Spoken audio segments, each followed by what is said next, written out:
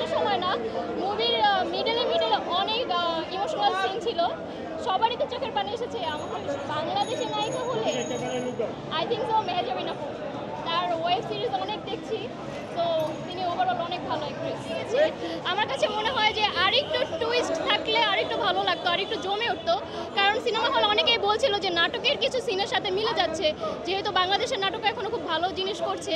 I think so cinema অপেক্ষায় আরেকটু twist, fighting scene এগুলো থাকলে ওভারঅল খুবই ভালো হতো। আর শেষের সময় তো ওভারঅল সবারই কান্না এসেছে, শুধু শেষের সময় না, মুভির মিডলে অনেক ইমোশনাল সিন ছিল। সবারই তো চোখের পানি এসেছে, আমাকে ওরকমটা আমার কাছে হয়তো লাগেনি, হয়তো অন্য কারোর কাছে লেগেছে, আমার কাছে অতখানি লাগেনি।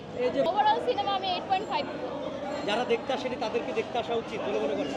হ্যাঁ, আমার কাছে মনে হয়, কারণ এখানে বাংলাদেশকে অনেকভাবে রিপ্রেজেন্ট করা হয়েছে, প্লাস বিদেশেরও কিছু সিন দেখানো হয়েছে। আই থিঙ্ক যারা এটা ইমোশনালি মেনটেন করতে পারবে তারা দেখতে আসা উচিত।